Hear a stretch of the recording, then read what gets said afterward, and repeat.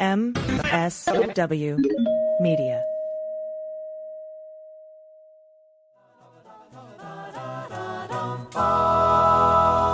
Welcome to Jack, the podcast about all things special counsel. This is a very special episode. This is part 4 of the audio version, which is totally free to the public, of Volume 1 of Jack Smith's final report on the January 6th case against Donald Trump. I'm Allison Gill. And I'm Andy McCabe. So we are in the middle of reading this report.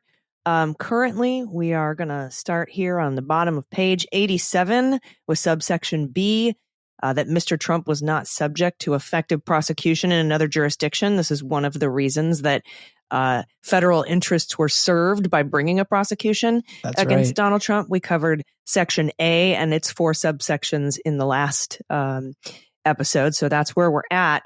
And of course, we'll be doing some sidebar commentary. We'll let you know. We'll say sidebar when we're not reading the report directly to you, so we can talk a little bit about some of the things that came up. So let's dive in. Again, bottom of page 87, subsection B, Mr. Trump was not subject to effective prosecution in another jurisdiction. The next consideration under principles of federal prosecution is whether Mr. Trump was subject to effective prosecution in another jurisdiction. The office concluded that a prosecution carried out by a single local authority could not effectively hold him accountable for his efforts targeting the only election for national office. Although Mr. Trump was theoretically subject to state criminal charges for his conduct, based on the scope and magnitude of Mr. Trump's alleged crimes, no local prosecution could effectively hold Mr. Trump accountable for his attempts to overturn the valid results of the election, obstruct the congressional certification, and disenfranchise millions of voters. Indeed, all citizens, not just the citizens in the 7 contested states that he targeted with his criminal plan, suffered the impact of Mr. Trump's crimes, warranting a federal prosecution accounting for all his conduct and the federal interests it implicated. In addition, when the office was making its charging decision in the summer of 2023, no other jurisdiction had initiated charges against Mr. Trump or his co-conspirators. After the grand jury returned the original indictment against Mr. Trump in this case, however, he subsequently was also charged with racketeering conspiracy in Georgia.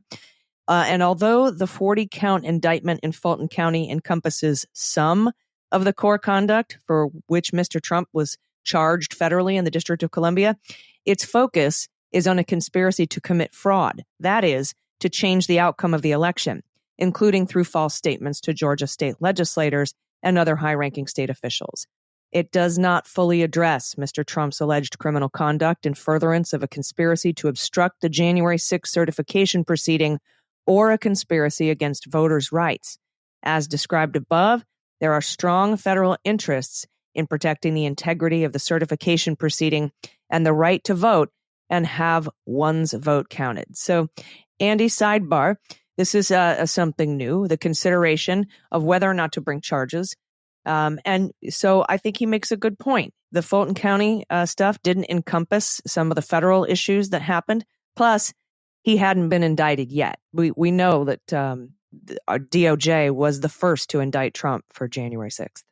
Yeah, that's correct. It raises interesting questions about how much they knew about what was going to happen in Georgia, whether or not they had any kind of read about what Georgia had in store or what they were trying to accomplish. My guess is no. They probably looked at this situation. And remember, this was a perspective that Jack Smith had to take at the very beginning, right? So it's November of 22 when he is appointed. And so at that point, Georgia is far off. Right. So they wouldn't have even really had a sniff that there was something coming that might, obviate their reason for moving forward. They were really the only boat in the water, I'm sure, from their perspective in November of 22. Yeah. And I imagine if there were an effective state prosecution that resulted in a conviction that encompassed the obstruction of the congressional hearing on January 6th and the conspiracy against voters' rights, all voters, that there would have been an appeal filed. There would have been a motion or something from Donald Trump saying, I was effectively criminally prosecuted in another jurisdiction, drop these charges. but that we never got there. Yeah. And let's also acknowledge the the constant bias among federal prosecutors that they can do it better than any state, that anything that falls into their bucket should be done by them and no one else. So there's a little bit of that going on here too. Don't kid yourself, but it is an inherently federal issue. Yeah, you have multiple states involved here, but even that fact alone points towards addressing it at the federal level. True, and not foreseeing any charges brought against Donald Trump in Arizona or Michigan or Wisconsin, where they were not brought. Right, that's correct. All right, shall we jump back in? Yeah, let's jump back in. Bottom of page 88. Bottom of page 88, it is subsection C, which is entitled, "There was no adequate non-criminal alternative to prosecution." Given the strong federal interests in holding Mr. Trump accountable described above, the office could not identify any adequate non-criminal alternative to prosecution. To be sure, because he was president at the time of his alleged offenses, Mr. Trump was subject to impeachment and was in fact impeached, though he was not convicted. Impeachment, however, was never intended to be a substitute for criminal prosecution. And then they quote, "The framers recognized that most likely there would be two sets of proceedings for individuals who commit impeachable offenses, the impeachment trial and a separate criminal trial." And that is from Nixon versus United States. The impeachment judgment clause itself expressly contemplates separate proceedings, stating that the punishment for impeachment and conviction shall not extend further than to removal from office and disqualification to hold and enjoy any office of honor, trust, or profit under the United States. But the party convicted shall nevertheless be liable and subject to indictment, trial, judgment, and punishment according to the law. Not only are impeachment and prosecution separate and distinct proceedings, they apply different standards and pursue different objectives. When Congress decides whether a president should be impeached and convicted, that process does not depend on rigorously adjudicating facts and applying law, or on finding a criminal violation. Instead, the impeachment process is, by design, an inherently political remedy for the dangers to governance posed by an officeholder who has committed treason, bribery, or other high crimes and misdemeanors. Congress may decide not to impeach or convict for reasons that have little or no connection to the nature of the evidence of the officer's culpable conduct. For example, the political alignment of Congress may prevent impeachment and conviction without regard to the officer's conduct. Indeed, prior to 2020, no senator had ever voted to convict an impeached president of the same political party. And in cases like this one, where the president has left office by the time an impeachment trial occurs, senators may question their authority to convict regardless of the egregiousness of the conduct at issue. I.e. Senator McConnell. Exactly. Yeah, and I think it's really interesting that he brings up the impeachment judgment clause, because that was actually something Trump used as a defense in his immunity trial. I was impeached, therefore I can't be put on criminal trial. Of course, it says the opposite. Right. It goes on to say, during Mr. Trump's impeachment trial, his counsel insisted that the outcome of the proceeding would have no bearing on any future criminal prosecution, stating, quote, "Clearly, a former civil officer who is not impeached is subject to criminal prosecution." Senators who voted to acquit Mr. Trump expressed a similar view. For example, statement of Senator McConnell, stating that Mr. Trump is still liable for everything he did while he was in office as an ordinary citizen, and noting that we have a criminal justice system in this country. Thus, even if Mr. Trump had been convicted by the Senate, political accountability in the form of impeachment would not have been an adequate alternative for criminal accountability, especially considering the scope of Mr. Trump's offenses and the substantial federal interests they targeted. All right, we're on to subsection D. In reasons why there was a federal interest in pursuing charges. And this is called Mr. Trump's conduct had no historical analog. During pretrial litigation, Mr. Trump contended that his conduct was materially indistinguishable from that of other actors throughout American history, including past presidents and vice presidents who had either claimed that an election was tainted by fraud or presided over a certification proceeding at the joint session where electoral votes were in dispute. Mr. Trump further argued that because those actors had not been prosecuted for their purportedly similar conduct, it would be unconstitutional to prosecute him for his conduct, because doing so would either violate his right to fair notice or result in selective or vindictive prosecution. That is, even accepting that Mr. Trump engaged in the conduct alleged in the indictment and that such conduct violated the charged statutes, he maintained that prosecution was improper because it conflicted with historical practice. The historical episodes that Mr. Trump invoked, arising from elections in 1800, 1824, 1876, 1960, 2000, 2004, and 2016, did not involve similar conduct and did not supply a valid reason to decline to bring charges here. In litigation, the office addressed each historical episode he cited and explained why none was meaningfully similar to the charged conduct. Taken together, those episodes showed that, quote, there have been times, as in 1800, 1876, and 1960, when genuine questions have arisen over which slate of electors from a particular state has been duly appointed. Quote, there have also been times, as in 1824, when the failure of any candidate to obtain a majority of electoral votes has thrown the election to the House of Representatives.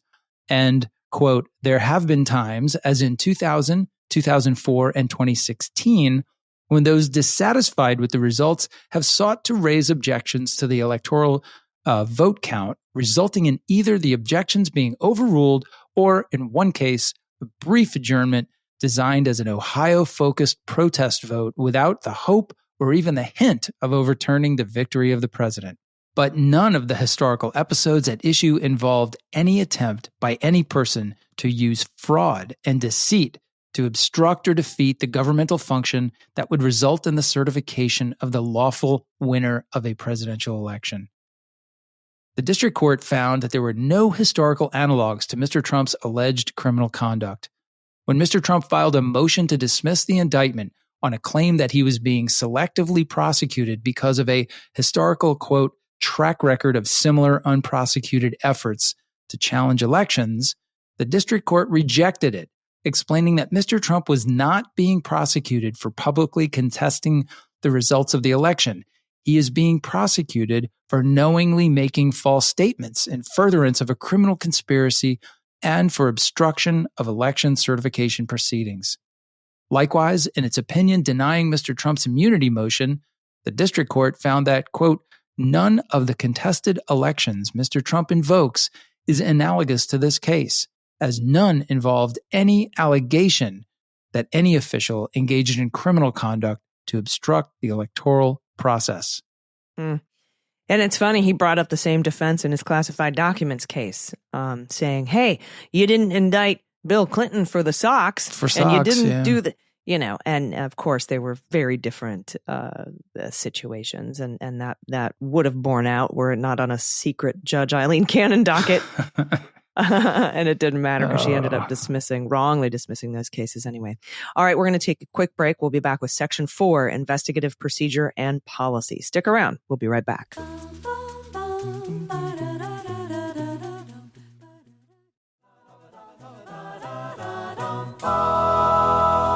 Hey, everybody. Welcome back. We are reading the audio version of Volume 1 of Jack Smith's final report, and we are now on page 92, Section 4, Investigative Procedure and Policy.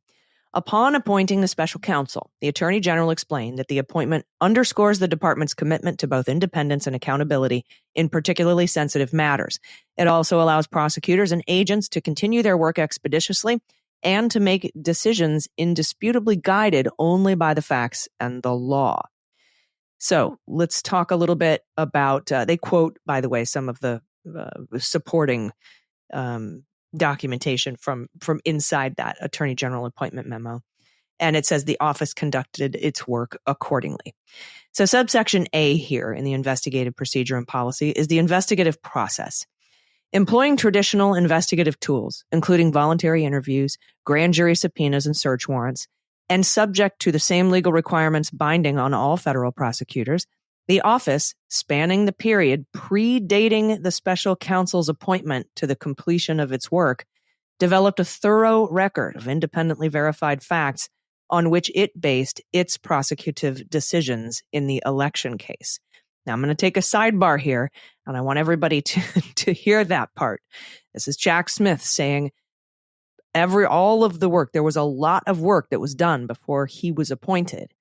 And they developed a thorough record of independently verified facts, and then the office based its prosecutive decisions on those in the election case. And they also developed a lot of facts, and they'll talk about that too. The investigative record comprised voluntary witness interviews and grand jury testimony from numerous individuals, as well as voluminous records such as emails, text messages, encrypted messages, memoranda, and other documents. These records were obtained through both voluntary productions by dozens of witnesses and through compulsory process and court orders, including grand jury subpoenas directed to witnesses and entities, court orders for non-content information, such as sender, recipient, date, and time, from electronic communications accounts, and search warrants to obtain evidence from physical sources and/or locations, electronic devices, and email and iCloud accounts. The office also obtained records from other components of the Department of Justice, including the U.S. Attorney's Office for the District of Columbia and other federal agencies, including the National Archives, the Department of Homeland Security, the Department of Defense, and the Office of the Director of National Intelligence. Further, the office collected more than 1 terabyte of data from publicly available sources, such as social media postings and websites.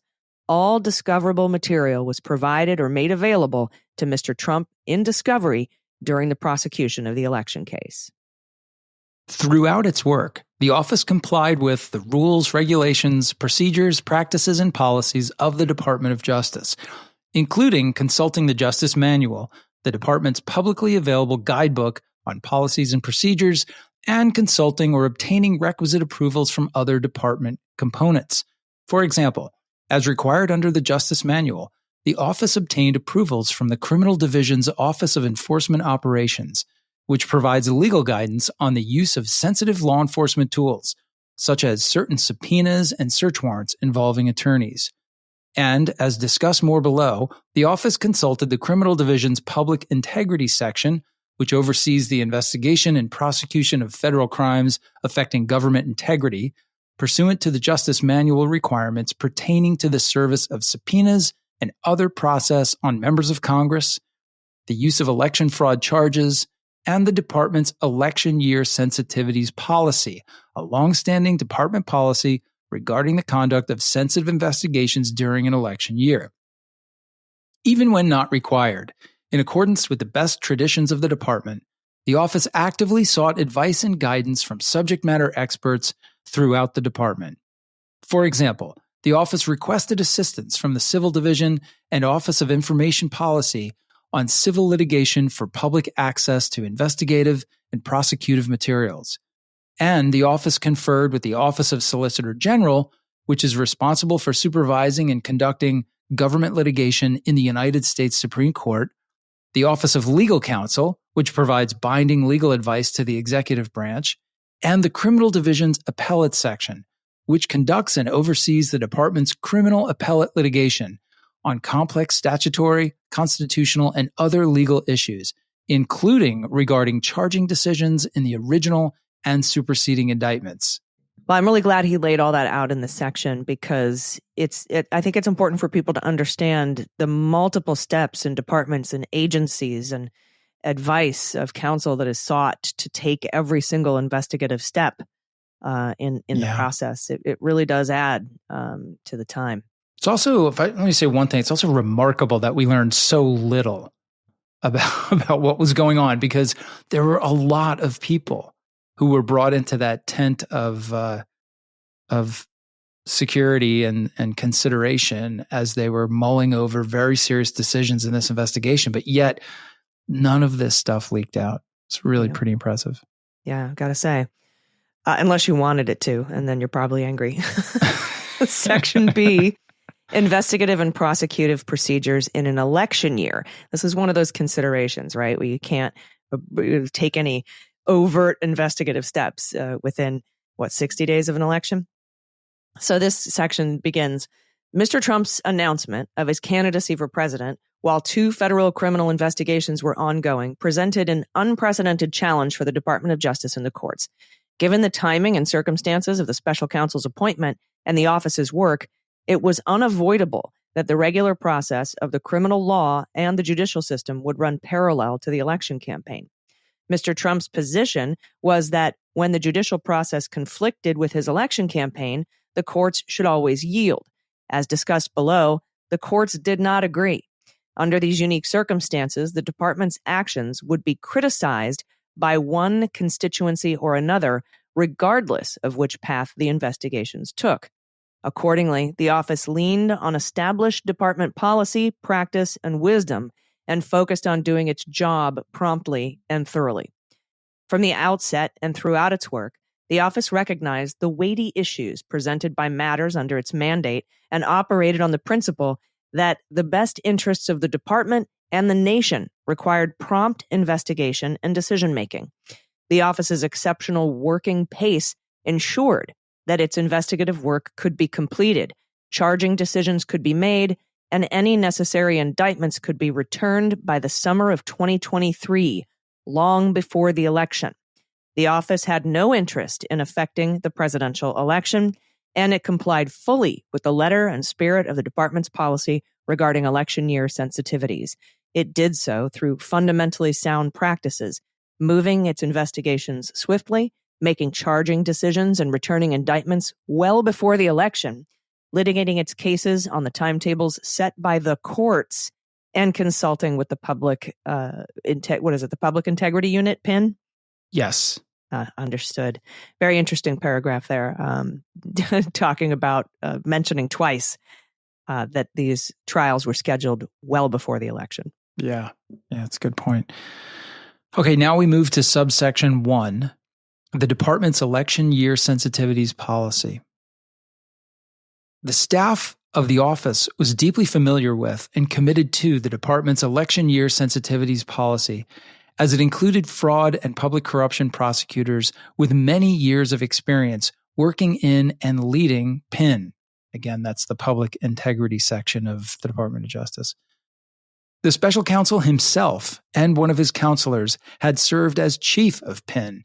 2 of the attorneys had been deputy chiefs in PIN, and 2 other attorneys in the office had been trial attorneys in PIN. Collectively, prosecutors in the office had many years of experience providing training, advice, and guidance to prosecutors and law enforcement agents throughout the department on how to comply with the department's election-related policies. In fact, the counselor in the office who had previously served as chief of PIN was one of the drafters of the first election year sensitivities memorandum issued to department attorneys. The department's policy regarding elections has 2 overlapping components. The first is focused on the prosecutor's purpose. It prohibits prosecutors from taking any action or timing any action for the purpose of effecting an election. That flat prohibition applies to all actions by prosecutors and at all times during an investigation or prosecution. The second and overlapping component focuses on safeguarding the department's reputation for fairness and nonpartisanship, requiring that prosecutors take particular care in an election year and consult with PIN when an action is, quote, likely to raise an issue or the perception of an issue. And that's from the Justice Manual. Oh, interesting. All right, on to page 97. We're at the top. These policies are well established within the department. In 2008, in the wake of allegations and investigations concerning politicization in the department, and recognizing that there was uncertainty regarding the terms of the department's policies and practices in election years, the Criminal Division and PIN evaluated the feasibility of establishing a specific and definitive set of rules regarding the duty to avoid interference with elections in the run-up to an election. While prosecutors had long been advised to exercise particular care in politically sensitive cases in the 2 or 3 months immediately prior to an election, the department had never had a formal 60 or 90-day rule that governed such situations. As part of its evaluation in 2008, the department considered whether to codify a particular rule, but ultimately concluded that the best course was instead to provide guidance in the form of an Attorney General memorandum addressing the need for particular care to protect the department's reputation from impartiality in an election year, and setting forth in writing the core principle that prosecutors and agents may not act for a political purpose. On March 5th, 2008, Attorney General Mike Mukasey issued the first election year sensitivities memorandum setting forth this guidance. In relevant part, the Attorney General memorandum stated, Department of Justice employees are entrusted with the authority to enforce the laws of the United States and with the responsibility to do so in a neutral and impartial manner. This is particularly important in an election year. Now that the election season is upon us, I want to remind you of the department's existing policies with respect to political activities. The Department of Justice has a strong interest in the prosecution of election fraud and other election-related crimes, such as those involving federal and state campaign finance laws, federal patronage laws, and corruption of the election process. As department employees, however, we must be particularly sensitive to safeguard the department's reputation for fairness, neutrality, and nonpartisanship. Simply put, politics must play no role in the decisions of federal investigators or prosecutors regarding any investigations or criminal charges. Law enforcement officers and prosecutors may never select the timing of investigative steps or criminal charges for the purpose of affecting any election or for the purpose of giving an advantage or disadvantage to any candidate or political party. Such a purpose is inconsistent with the department's mission and with the principles of federal prosecution.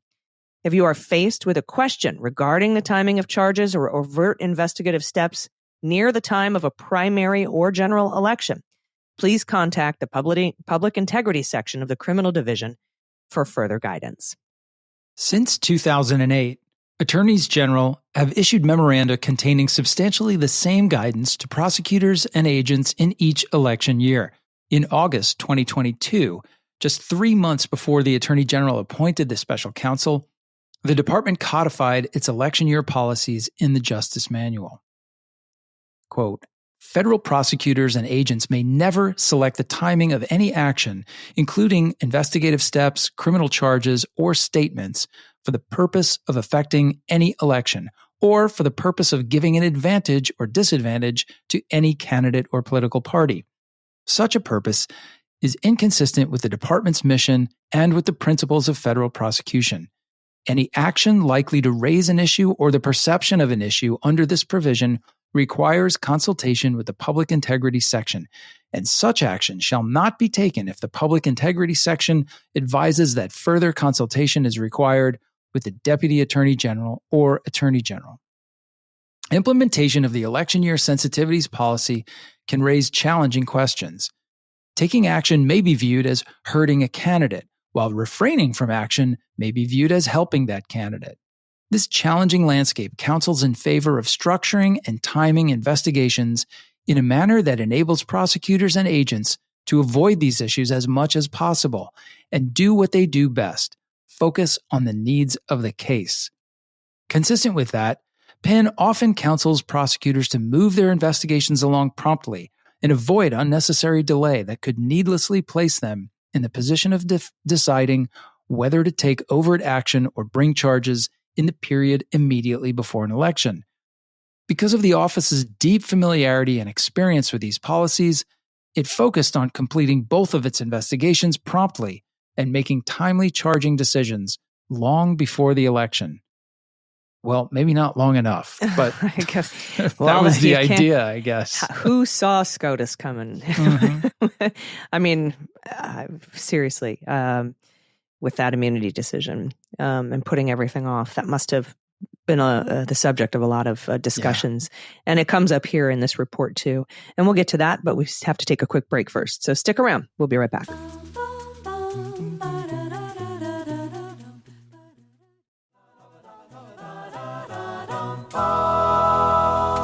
All right, everybody, welcome back. We are at the bottom of page 99, subsection 2, pre-indictment procedures. During the investigation and prosecution of this case, the office consulted regularly with Penn. For example, because the election case involved election fraud charges under Title 18 U.S. Code 241 and 371, the office consulted with Penn and its election crimes branch prior to returning the election case indictment in the District of Columbia as required by the Justice Manual.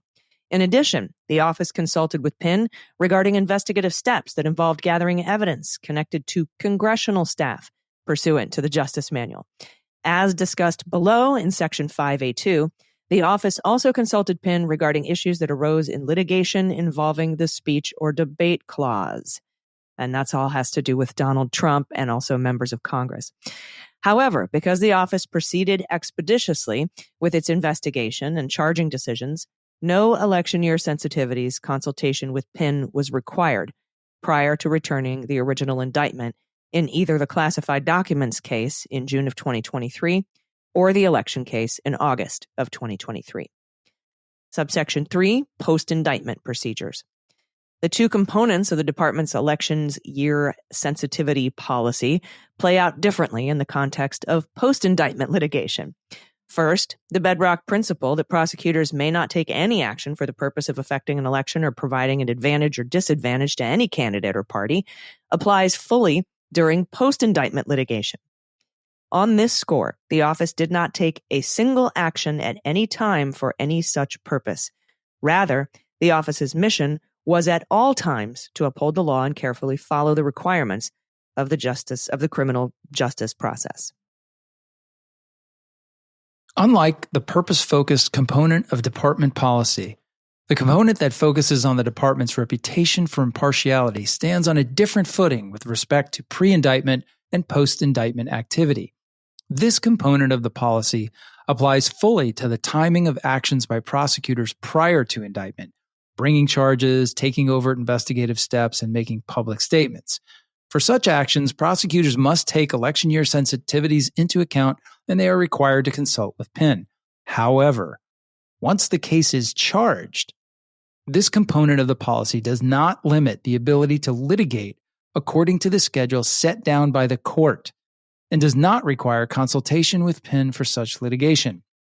Whether it is during an election year or at any other time, the duty of prosecutors after indictment is to litigate their cases fully and zealously, consistent with the Constitution, the United States Code, federal rules of criminal procedure, rules of professional responsibility, and dictates of the calendar set forth by the court. Once a case is charged, no policy of the department limits the ability of prosecutors to litigate effectively on the schedule set by the court, and that is what the office did. Sidebar here for 1 second. Yeah, really, I love this. I'm so glad to finally read this because I've gotten the question 1,000 times on television. Well, why are they doing this so close to the election? The case was brought long before the election. Yeah, and the only time you have to consult with Penn or consider this 60-day or 90-day policy is pre-indictment. Once the charges are brought, your job is to litigate the case. That's right. When you bring charges, now the case is in the court's hands, and you have to just deal with whatever schedule the judge gives you. Yeah. You don't get to control that anymore. Oh my gosh, right, and that's why we were always like, when Trump was telling Judge Chutkan, it's the election is close to the election. She's like, I don't follow. I am not bound by that Department of Justice policy, sir. Yeah. And I'm glad she said that, and I'm really glad Jack Smith explained it here. Yes. All right, bottom of page 101.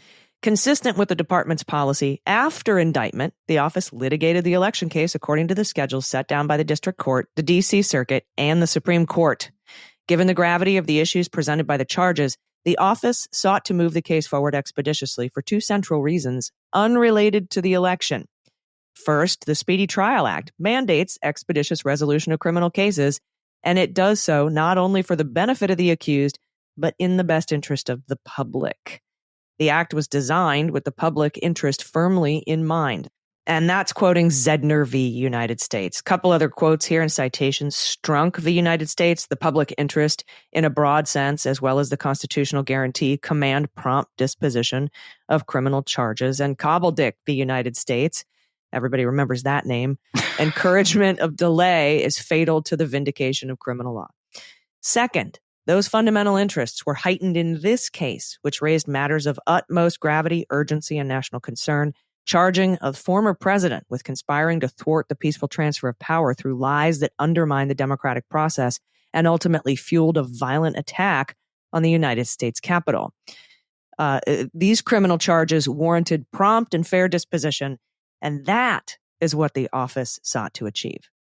Both during the investigation and after the case was charged, however, Mr. Trump sought to delay the proceedings, taking the position that when the judicial process conflicted with his election campaign, the courts should always yield. The courts did not agree. They consistently rejected Mr. Trump's efforts to delay or stop the proceedings. The court's words and actions throughout the litigation reflected their fundamental commitment to the operation of the judicial process, notwithstanding the election campaign. The office also sought to move the election case forward expeditiously in the Supreme Court based on the public interest of a prompt resolution of the case and the precedent set by the Watergate special prosecutor in United States v. Nixon, where the court, quote, granted both the United States petition for cert before judgment and also the president's cross petition for cert before judgment because of the public importance of the issues presented and the need for prompt resolution.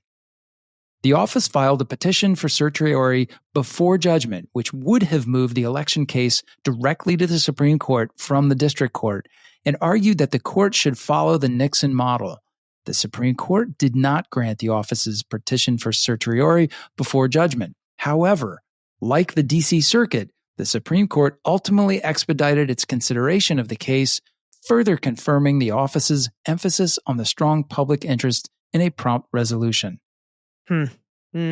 Following the Supreme Court's immunity decision, the office again proceeded in a manner that was fully consistent with the letter and spirit of the department's election year sensitivities policy, litigating the case according to the schedule established by the district court, taking action based upon the law and the best interest of the case, and consulting with Penn. Upon receiving the decision, the office immediately began a multifaceted process to determine the best way forward, including 1, a thorough evaluation of the opinion itself. That probably involved bourbon. 2, an exhaustive... that was a sidebar, by the way. That's not in Jack Smith's report. 2, an exhaustive and detailed review of the evidence and the allegations in the original indictment to determine whether there was sufficient non-immune evidence to support the charges in light of the opinion. 3, once the office determined that there was sufficient non-immunized evidence, an evaluation of whether to litigate the case based on the existing grand jury record and indictment, or instead seeking a superseding indictment that would be presented to a grand jury that had not heard any immunized evidence. And 4, given the timing, evaluate whether all of the necessary steps could be undertaken consistent with election year sensitivities policy.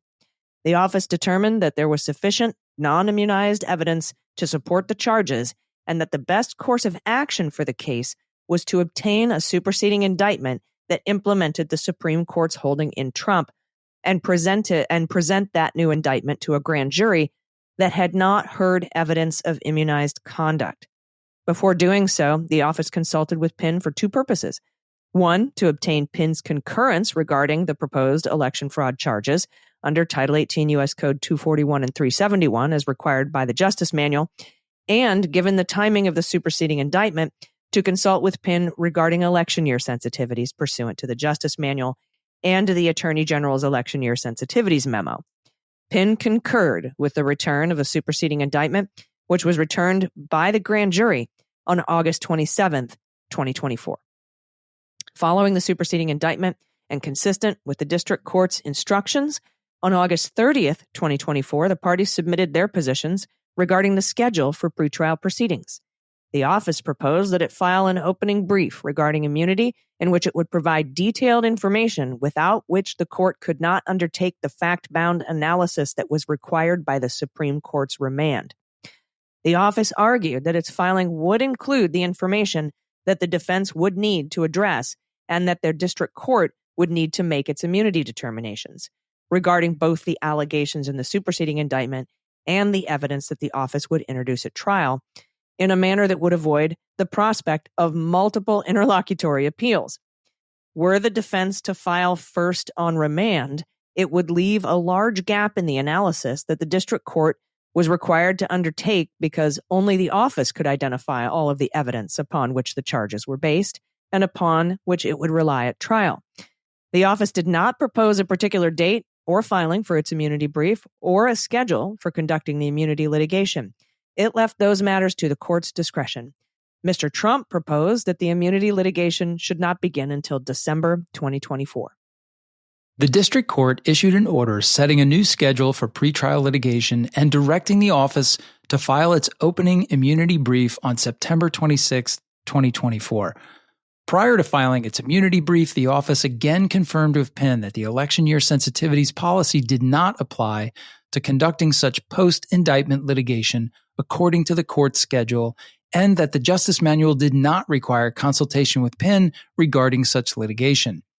And after the office filed its immunity brief and Mr. Trump attempted to delay its public disclosure, the district court again rejected his attempt to conflate the election and the criminal justice process. Quote, "In addition to the assertions discussed above, defendant's opposition brief repeatedly accuses the government of bad faith partisan bias. These accusations, for which the defendant provides no support, continue a pattern of defense filings focusing on political rhetoric rather than addressing the legal issues at hand. Not only is that focus unresponsive and unhelpful to the court, but it is also unbefitting of experienced defense counsel and undermining of the judicial proceedings in this case. Throughout its work, the office was focused entirely on its mandate to uphold the law and nothing more. The career prosecutors in the office conducted its investigation and prosecution in a manner that complied fully with the department's policies regarding election year sensitivities." All right, we're going to take another quick break, but when we get back, we're going to talk about Section 5, the investigative challenges and litigation issues. And this is where, we've been discussing that at least a quarter of this report is dedicated to the stonewalling from Trump and his allies in the Supreme Court that really threw this prosecution off track. And we'll get to that after this break. Stick around. We'll be right back.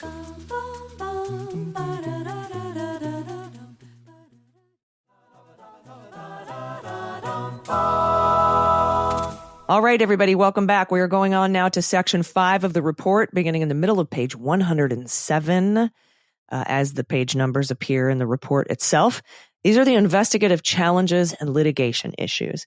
And this is where we get a full briefing from Jack Smith and almost a warning about how we have to figure this out for any future despots that we might want to bring charges against. So it says, in a corruption or conspiracy investigation, it's not unusual for a subject or target of the investigation to continue to wield significant influence over or command strong loyalty from potential witnesses, often complicating the ability of prosecutors to obtain evidence. That dynamic was amplified in this case, given Mr. Trump's political and financial status and the prospect of his future election to the presidency. As described below, one company resisted a lawful court order issued during the office's investigation, and important witnesses made the choice to assert privileges against providing evidence based on their own official positions in the government. In addition, after his indictment, Mr. Trump used his considerable social media presence to make extrajudicial comments, sometimes of a threatening nature, about the case, and the office was forced to pursue litigation to preserve the integrity of the proceeding and prevent witness intimidation. Mr. Trump also was able to raise claims of executive privilege and presidential immunity, and this section discusses each of those challenges and how the office addressed them. Section A, pre-indictment litigation with third parties. Number 1, the Twitter search warrant. Remember this? I remember this. Yes. How could I forget? Mr. Trump's public statements, and specifically his posts on social media, Twitter, constituted important potential evidence of his criminal conduct and intent. Accordingly, on January 17th, 2023, the office applied for and the district court authorized a search warrant requiring Twitter to provide certain information regarding Mr. Trump's Twitter account. At the same time, as is common in non-public criminal investigations to prevent individuals under investigation from destroying evidence or otherwise hampering the process, the office asked the district court to issue a non-disclosure order, which would direct Twitter that it could not inform Mr. Trump that the office was seeking information regarding his account. The district court granted the request and issued the non-disclosure order. The search warrant required Twitter's compliance within 10 days of its issuance. But the day before that deadline, its senior director of legal informed the office that, quote, it would not comply with the warrant by the next day. Shortly thereafter, Twitter's senior director of legal further informed the office that it would not comply with the warrant, quote, without changes to the NDO, permitting Twitter to notify Mr. Trump of the warrant. Twitter claimed that the NDO impinged on its First Amendment interests in communicating with the former president, which, according to Twitter, were heightened because the warrant purportedly could implicate issues of executive privilege, though it conceded that it had no standing to raise any privilege issues.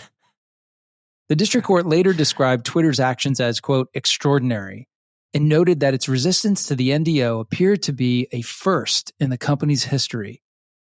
And then they quote, for what appears to be the first time in their nearly 17-year existence as a company, Twitter seeks to vacate or modify an order issued under the Stored Communications Act, commanding that the company not disclose the existence of a search warrant for a user's Twitter account, and further seeks to condition any compliance by the company with that search warrant on the user or user's representatives first being notified about the warrant and given an opportunity to stop or otherwise intervene in the execution of the warrant. That's all a quote from the court there. The office promptly moved in district court to have Twitter show cause why it should not be held in contempt of court, asking the district court to impose a penalty that doubled with each day of noncompliance, starting at $50,000. In rejecting Twitter's basis for refusing to comply with the warrant, the district court emphasized that the search warrant and NDO had been, quote, issued by this court after being apprised of extensive reasons sufficient to establish probable cause for issuance of the warrant and to meet the statutory requirements for an NDO, to which reasons Twitter is neither privy nor entitled to be privy.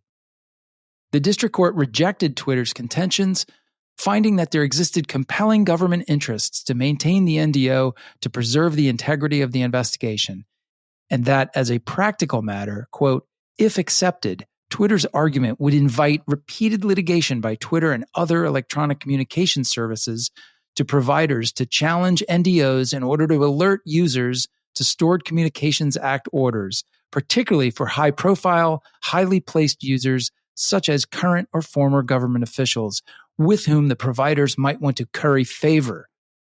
With concomitant and inevitable delays in execution of Stored Communications Act orders and resultant frustrations in expeditiously conducting criminal investigations. Interesting. Pretty prophetic. Who owned Twitter? Yeah. What's his name? Currying favor. He'll be on the dais on January 20th. Let's just say that. All right. Ix goes on to say, by the way, we are now at the top of page 110. The district court ultimately held that the NDO lawfully prohibited Twitter from notifying Mr. Trump about the warrant and fined Twitter $350,000 for failing to comply with the court order search warrant in a timely fashion, finding that Twitter failed to show good faith and substantial compliance in response to the warrant. The sanction and NDO were both upheld by the D.C. Circuit, and the Supreme Court declined to review the case. And to quote the ruling here, upholding NDO where the order was narrowly tailored and the district court specifically found reason to believe that disclosure of the warrant would jeopardize the criminal investigation. And also a quote, holding that the sanction ultimately imposed was not unreasonable given Twitter's $40 billion valuation and the court's goal of coercing Twitter compliance.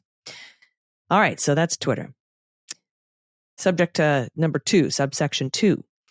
This is the legislative privilege under the speech or debate clause. So these are the the protracted battles over this particular privilege. And we're getting to see them now.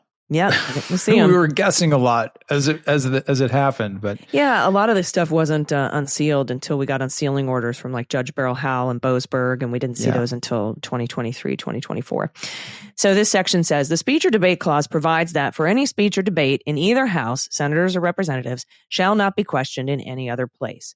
The clause affords members of Congress a number of distinct protections, including testimonial privilege that guarantees the member may not be made to answer questions about his or her legislative acts. During the investigation, former Vice President Pence, in his capacity as President of the Senate, invoked his privilege under the speech or debate clause. through litigation over the scope and applicability of the claimed privilege, the office obtained important evidence. After the grand jury subpoenaed Mr. Pence to testify about Mr. Trump's alleged efforts to overturn the results of the 2020 election, Mr. Pence moved to quash the subpoena, invoking the speech or debate clause. Mr. Pence argued that the vice president should receive the protections of the speech or debate clause when acting in his constitutional capacity as president of the Senate, as he did while presiding over the joint session of Congress on January 6, 2021. According to Mr. Pence, the speech or debate clause therefore foreclosed questioning before the grand jury about his legislative acts relating to the joint session. Sidebar, real hero, that Mike Pence. All right, coming back. You know it. Okay. The Chief Judge of the United States District Court for the District of Columbia, who presides over grand jury matters in that district, denied, quote, in large part, Mr. Pence's motion to quash. The court held, quote, that while the clause does apply to the vice president, it does not cover the vast majority of what the special counsel seeks to ask him about.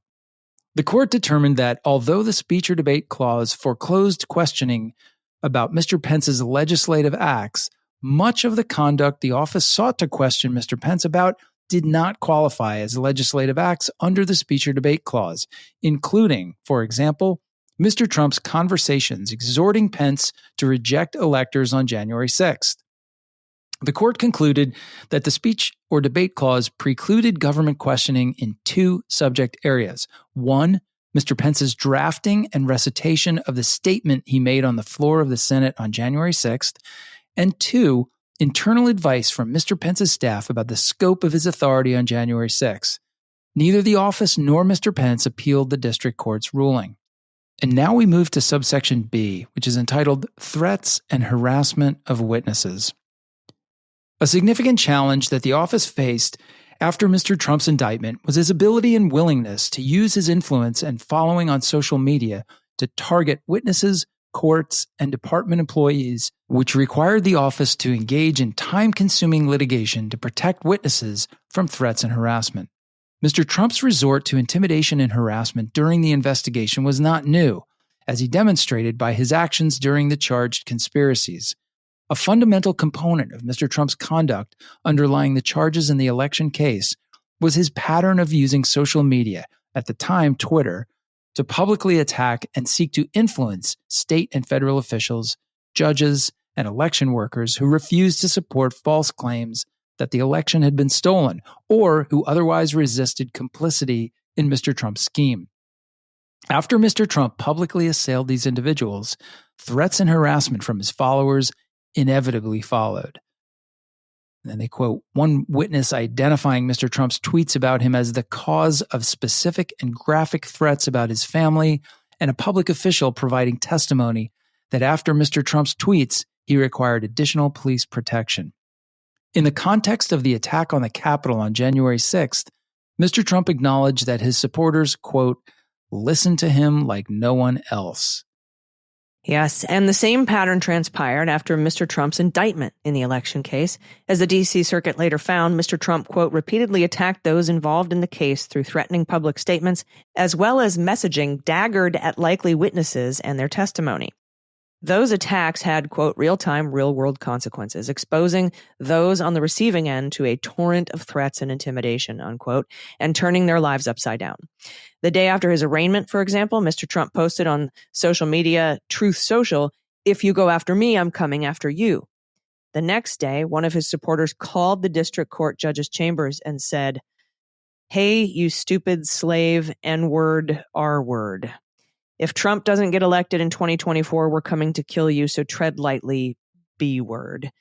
You will be targeted personally, publicly, your family, all of it," end quote. Mr. Trump also, quote, took aim at potential witnesses named in the indictment and lashed out at government officials closely involved in the criminal proceeding, as well as members of their families. To protect the integrity of the proceedings, on September 5th, 2023, the office filed a motion seeking an order pursuant to the district court's rules restricting certain out-of-court statements by either party. The district court heard argument and granted the office's motion, finding that Mr. Trump's public attacks, quote, pose a significant risk and immediate risk that one, witnesses will be intimidated or otherwise unduly influenced by the prospect of being themselves targeted for harassment or threats. And two, attorneys, public servants, and other court staff will themselves become targets for threats and harassment. Because no alternative means could adequately address the grave threats to the integrity of these proceedings, the court prohibited the parties and their counsel from making public statements that, one, target the special counsel prosecuting the case or his staff, two, defense counsel or their staff, three, any of the court staff or other supporting personnel, or four, any reasonably foreseeable witness or the substance of their testimony. The court emphasized, however, that Mr. Trump remained free to, quote, make statements criticizing the government generally, including the current administration or the Department of Justice, statements asserting that he is innocent of the charges against him, or that his prosecution is politically motivated, or statements criticizing the campaign platforms or policies of his current political rivals. Mr. Trump appealed, and the D.C. Circuit affirmed in large part, finding that Mr. Trump's attacks on witnesses in this case posed, quote, a significant and imminent threat to individuals' willingness to participate fully and candidly in the process, to the content of their testimony and evidence, and to the trial's essential truth-finding function, with the undertow generated by such statements likely to influence other witnesses and deter those not yet publicly identified out of fear that if they come forward, they may well be the next target.